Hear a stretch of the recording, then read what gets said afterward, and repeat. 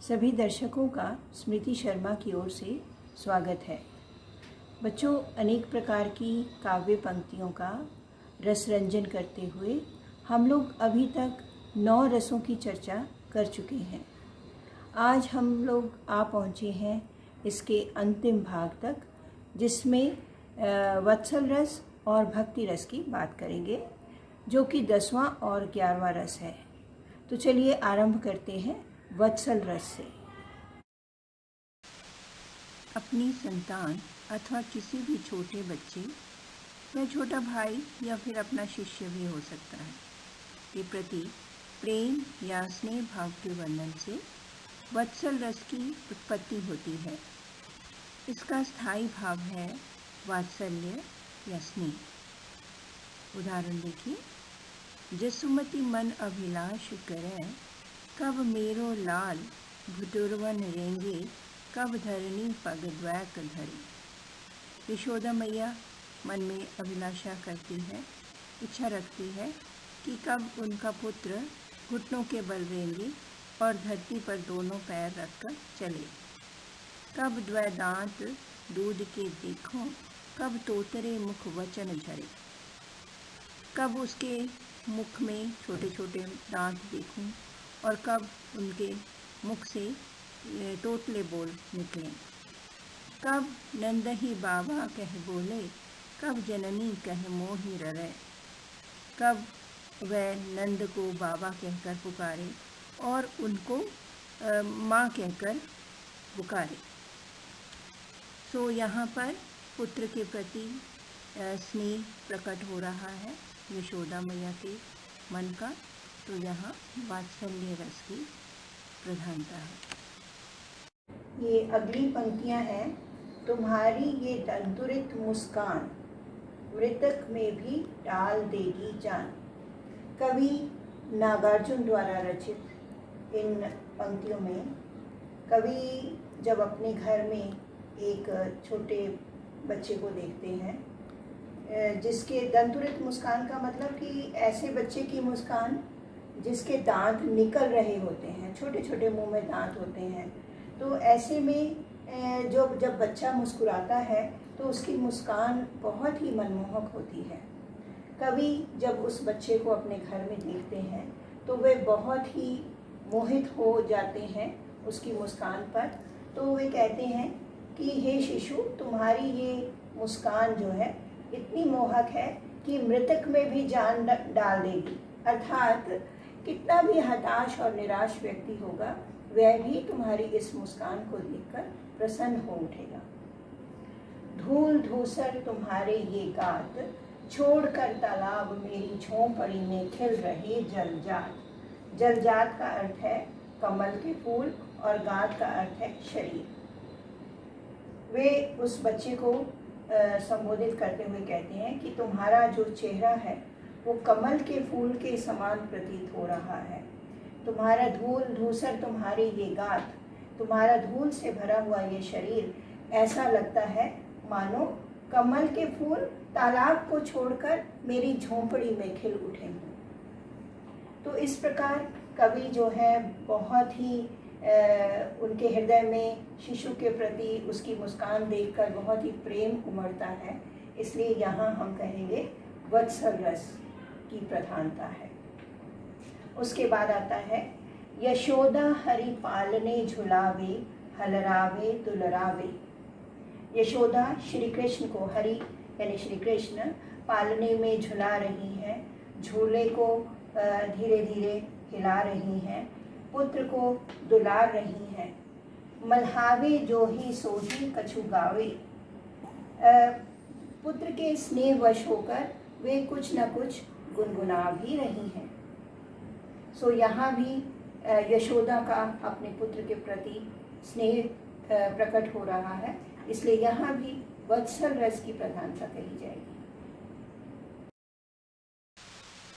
भक्ति रस की परिभाषा है ईश्वर के प्रति विश्वास, समर्पण और प्रेम प्रकट करने की भावना में भक्ति रस की प्रधानता होती है।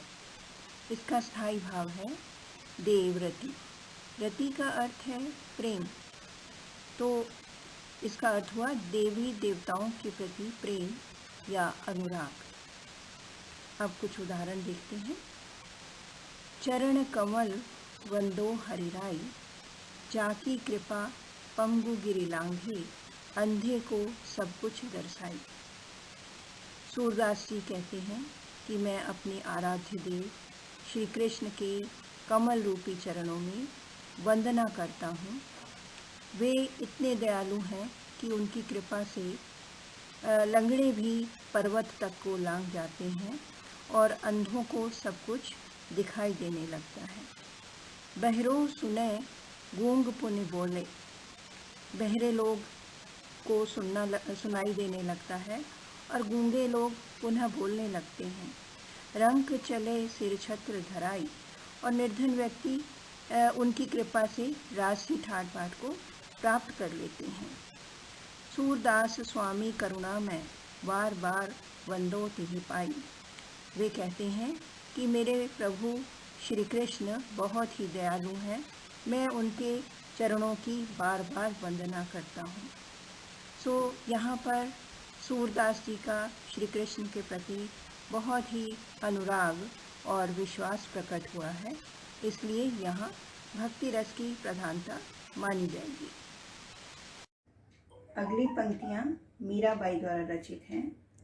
वे कहती हैं, मेरे तो गिरधर गोपाल दूसरो न कोई, जाके सिर मोर मुकुट मेरो पति सोई। उनको श्री कृष्ण से इतना प्रेम है कि वो कहती हैं कि इस पूरी दुनिया में श्री कृष्ण ही मेरे स्वामी हैं, मेरा सब कुछ है। जिनके सिर पर मोर पंखों का मुकुट है वही मेरा सर्वस्व है। असुवन जल सींच सींच प्रेम बेली बोई, अब तो बेल फैल गई आनंद फल होई। मीराबाई ने श्री कृष्ण के प्रेम में उनकी भक्ति पाने के लिए बहुत अधिक आंसू बहाए और उन आंसुओं से के प्रभाव से उनकी प्रेम बेली जो है पनप गई, अर्थात उन्हें उनकी भक्ति का आनंद प्राप्त होने लगा, जिससे वह बहुत ही आनंदित हैं, बहुत ही भक्ति में लीन हैं, बहुत ही आनंद का अनुभव कर रही हैं। इस प्रकार यहाँ मीराबाई का श्री कृष्ण के प्रति अत्यधिक भक्ति भाव प्रकट हुआ है। इस प्रकार यहाँ भक्ति रस की प्रधानता है। इसी प्रकार रघुपति राघव राजा राम, पतित पावन सीताराम, इन पंक्तियों में भी श्री सीता और श्री राम के नाम की महिमा का गुणगान हुआ है, तो यहाँ पर भी भक्ति रस की प्रधानता मानी जाएगी। इसी प्रकार सभी देवी देवताओं की आरतियाँ, भजन, शब्द सभी भक्ति रस के अंतर्गत ही आते हैं। कुछ वर्ष पहले तक शांत रस और भक्ति रस को एक ही माना जाता था, परंतु आजकल विद्वानों ने भक्ति रस को एक अलग रस के रूप में स्वीकार कर लिया है। तो बच्चों, अभी तक हमने कुल 11 रसों की बात की। एक बार उन सब के नाम दोहरा लेते हैं। पहला श्रृंगार रस, इसमें नायक नायिका के मिलन अथवा वियोग की बात होती है।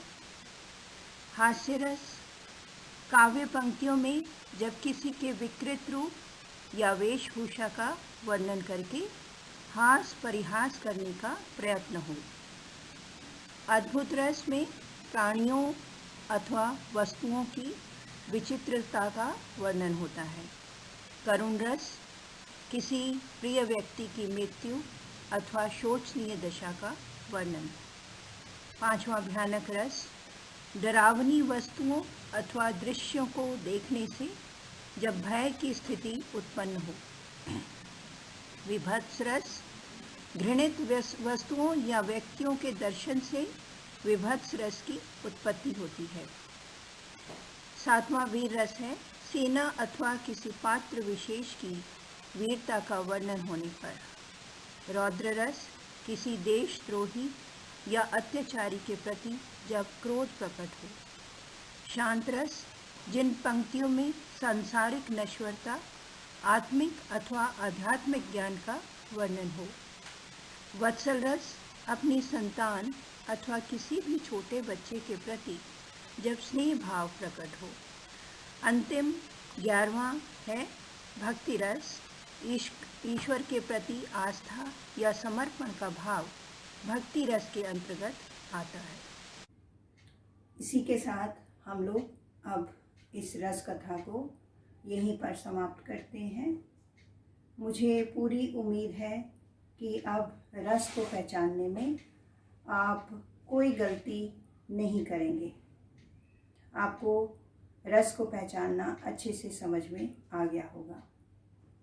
इसी के साथ मेरी माँ भारती से प्रार्थना है कि वह आप सबको उच्च से उच्च शिक्षा प्राप्त करने का आशीर्वाद प्रदान करें।